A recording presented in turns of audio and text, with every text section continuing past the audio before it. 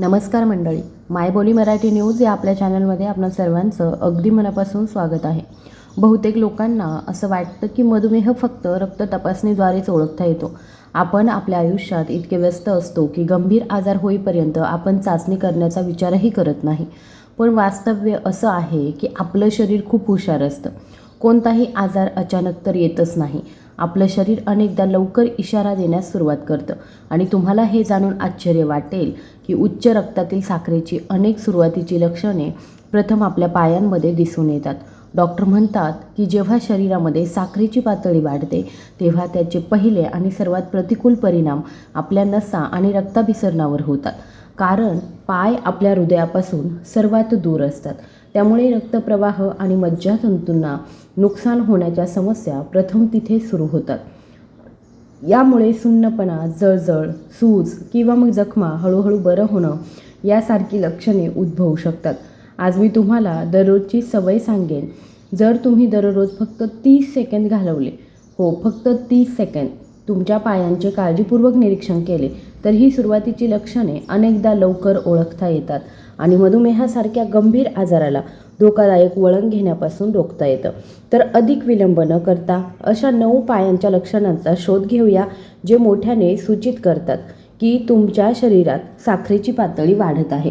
पहिलं म्हणजे पायामध्ये मुंग्या येणं किंवा सुन्नपणा येणं. चला पहिल्या लक्षणापासून आपण सुरुवात करूया. तुम्हाला अनेकदा मुंग्या तुमच्या पायात रेंगाळत असल्यासारखं वाटतं का?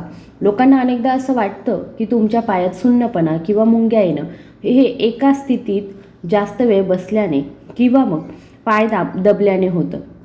हे कधीकधी खरं असूही शकतं, परंतु सत्य हे आहे की जर वारंवार असं होत असेल तर ते मज्जातंतूच्या नुकसानाचं थेट लक्षण असू शकतं. वैद्यकीय शास्त्रात याला पेरिफेरल न्यूरोपॅथी म्हणतात.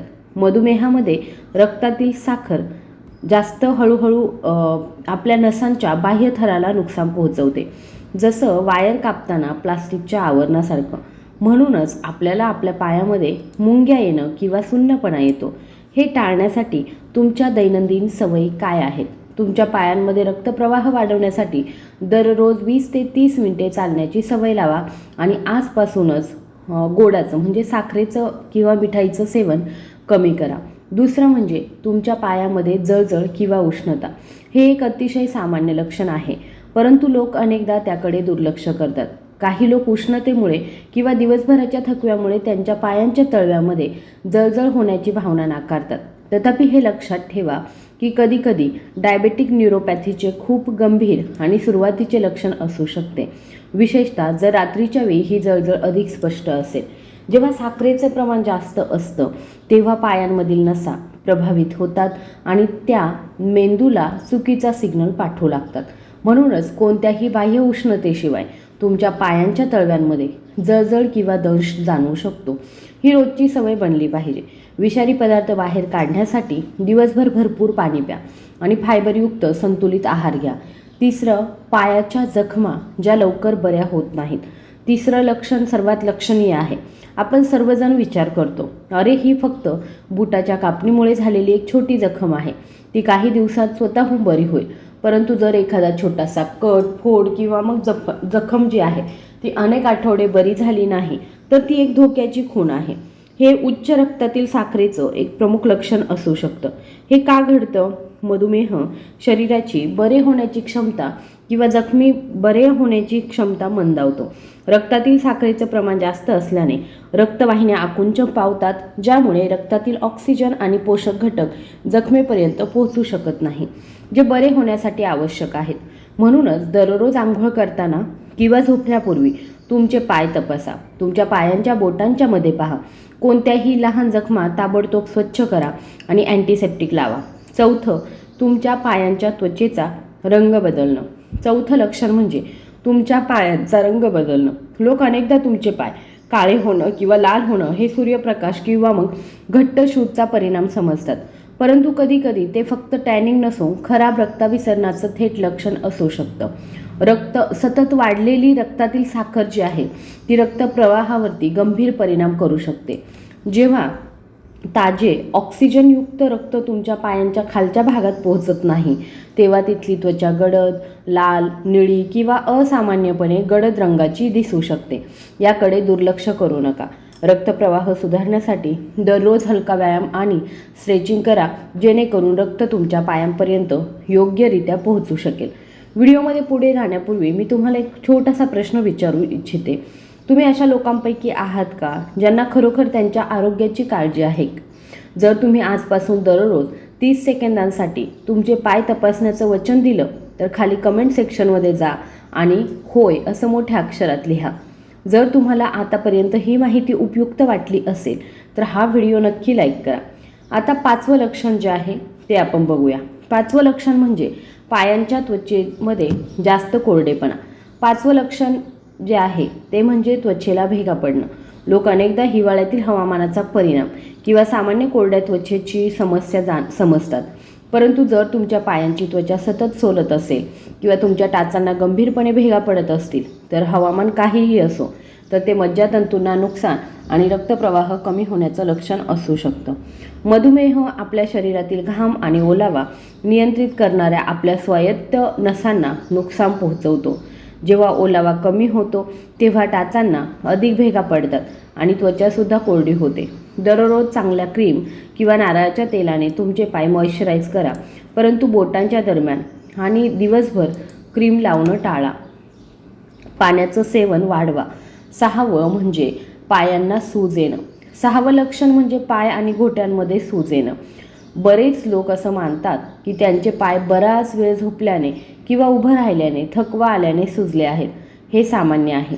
तथापि जर तुम्ही मोजे घालता तेव्हा तुमचे पाय सुजले असतील आणि त्यावर गडद रबराचे डाग पडले असतील तर ते रक्ताभिसरण किंवा मूत्रपिंडाच्या समस्येचं लक्षण असू शकतं.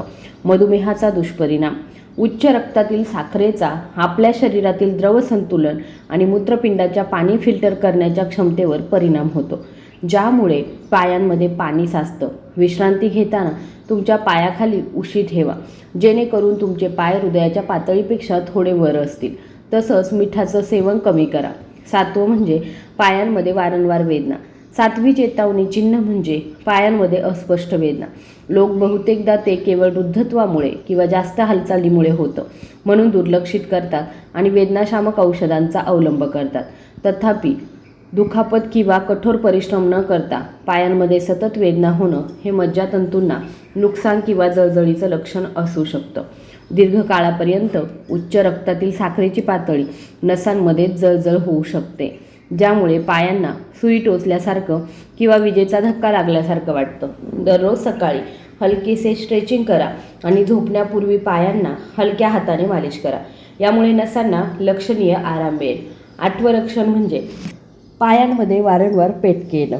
बहुतेक लोकांना वाटतं की हे फक्त थकवा, अशक्तपणा किंवा कॅल्शियमच्या कमतरतेमुळे आहे, परंतु रात्री झोपताना अचानक पायांमध्ये तीव्र पेटके येणं हे बहुतेकदा खराब रक्ताभिसरणाचं एक प्रमुख लक्षण आहे. मधुमेहाच्या रुग्णांच्या रक्तवाहिन्या कडक होतात, ज्यामुळे रक्तप्रवाह मंदावतो. जेव्हा पायांच्या स्नायूंना पुरेसा ऑक्सिजन मिळत नाही तेव्हा त्यांना अचानक पेटके येऊ लागतात. केळी, हिरव्या पालेभाज्या, चिया सीड्स आणि काजू यांसारखे मॅग्नेशियम आणि पोटॅशियमयुक्त पदार्थ तुमच्या आहारात समाविष्ट करा. आणि शेवटचं 9वं लक्षण म्हणजे नेहमीच बर्फाळ थंड असलेले पाय. थंड पाय हिवाळ्यात सामान्य असतात आणि बरेच लोक त्याचं कारण हवामान किंवा थंड जमिनीला देतात. परंतु जर तुमचे पाय उन्हाळ्यात किंवा ब्लँकेटखाली जरी सतत थंड वाटत असतील तर हे रक्ताभिसरण खराब होण्याचं एक अतिशय मजबूत लक्षण असू शकतं. मधुमेहामुळे शरीराच्या रक्तवाहिन्या अरुंद होऊ शकतात किंवा ब्लॉक होऊ शकतात. हे गरम रक्त पायांच्या अगदी टोकापर्यंत पोहोचण्यापासून रोखतं, ज्यामुळे त्या थंड होतात. रक्ताभिसरण व्यवस्थित राहण्यासाठी दररोज किमान 30 मिनिटे वेगाने चालण्याची सवय लावा. मंडळी, आपलं शरीर हे एक शक्तिशाली यंत्र आहे जे काही बिघाड झाल्यास अलार्म वाजवतं. तुम्हाला फक्त ते अलार्म ऐकण्याची गरज आहे. जर तुम्हाला किंवा तुमच्या कुटुंबातील कोणाला तुमच्या पायात वारंवार यापैकी कोणतीही लक्षणे जाणवत असतील, जसं की सुन्नपणा, जळजळ, सूज, बरी न होणं, किंवा जखम बरी न होणं, तर कृपया त्याकडे दुर्लक्ष करू नका. असं समजू नका की तुम्हाला काहीही होऊ शकत नाही. एक साधी रक्त तपासणी करा आणि डॉक्टरांचा सल्ला घ्या. लवकर तुमच्या रक्तातील साखरेची तपासणी करून आणि निरोगी जीवनशैली मिळवा. चांगलं खाणं, व्यायाम करणं आणि तणावमुक्त जीवन जगणं स्वीकारून तुम्ही केवळ मधुमेहच नाही तर इतर अनेक गंभीर गुंतागुंत टाळू शकता. तुम्हाला हा व्हिडिओ उपयुक्त वाटला का? त्यातून काही नवीन शिकायला मिळालं का? तर मला कृपया या व्हिडिओला लाईक करा आणि आपल्या चॅनलला सबस्क्राईब करायला विसरू नका. धन्यवाद.